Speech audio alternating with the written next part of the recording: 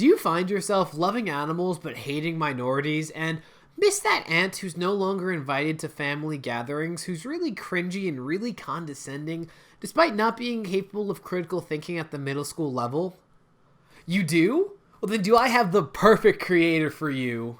That vegan teacher is best known for being a batshit crazy embarrassment to the vegan community who relies on racism and a condescending tone to push her message of veganism more so than actual facts and information and encouragement. Now, yes, I know I'm calling her racist and I need some hard evidence for that, but unfortunately, you're going to have to accept my circumstantial evidence, such as the fact that she compared black people to animals on 2 separate occasions and also compared Jews in the Holocaust to pigs on another.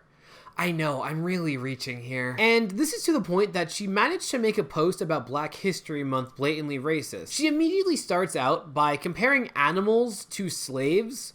So the slaves that were beaten, raped, killed, all that good stuff on American soil, she compares them to animals in a month about bringing awareness to the struggles and accomplishments of the black community. Oh, and also on top of that, she only pays any kind of respect to people in the black community who are vegan and animal rights activists. If you're not vegan or an animal rights activist, fuck you, this is just a month. But you know what, I could still be reaching, I could still be digging.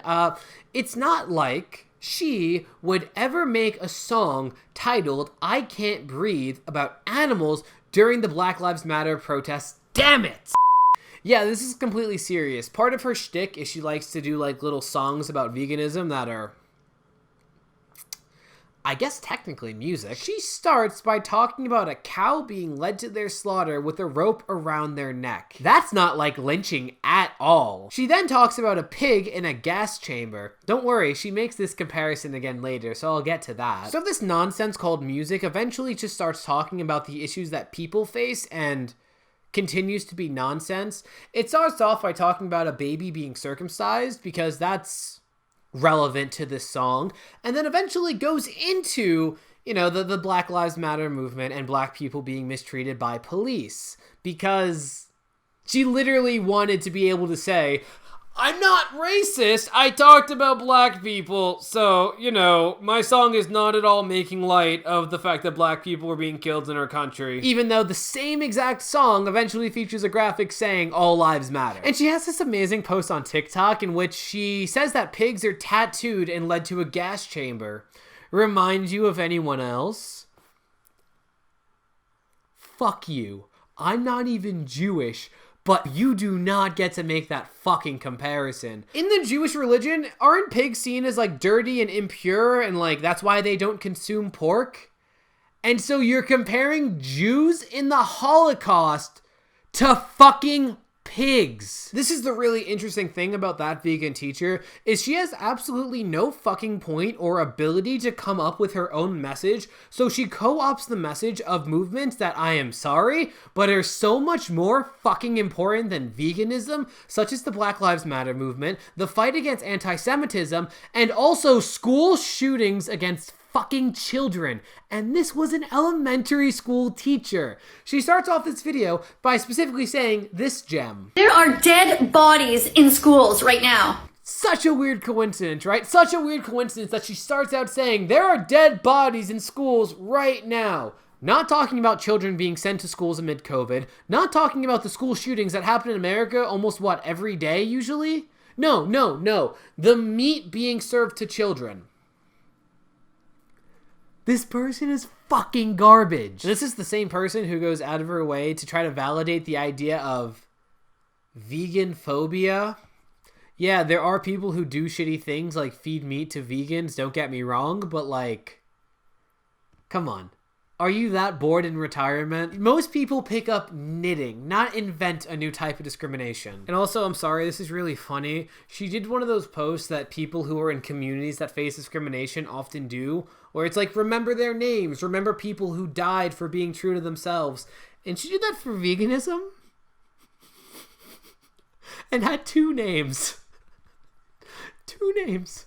And the thing on top of all of this is I can't tell how much of it is intentional or not, because this person is also really fucking stupid. Like, you would think if someone wants to be vegan, any steps they can make towards that goal are good, right? No, according to that vegan teacher, if you don't wake up one day a complete and total vegan, it's not good enough. She specifically reposted a video in which someone says that you shouldn't be a vegetarian in order to transition into being a vegan. And she says in her little duet on TikTok, why being vegetarian is not good enough. Level with me. You realize if someone's not eating meat and is only eating eggs and dairy, while that's not perfect, you realize significantly less animals are dying. Right? And on top of this, one of her followers had asked her, how can I kick cheese? It's the last thing I need to do to be a vegan. And instead of using positive reinforcement, the thing that any good parent or, I don't know, a teacher should know about, how, positive reinforcement is more effective than negative reinforcement.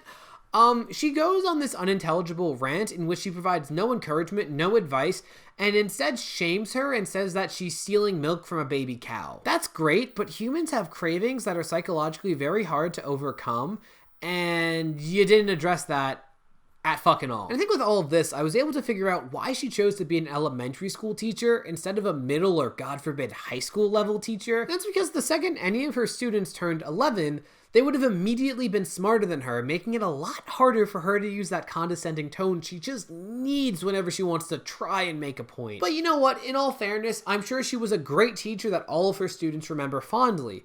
I mean, nothing says I care about my students like comparing them eating a salami sandwich at lunch to a school shooter slaughtering those same children, right? Bye! Hi, thanks for watching. Feel free to like, comment, or subscribe. I make comedic commentary videos of the informative and satirical variety every Friday, and they're usually a lot nicer than this one. It's just that in this case, well, the video speaks for itself, doesn't it? Yeah. Alright, bye.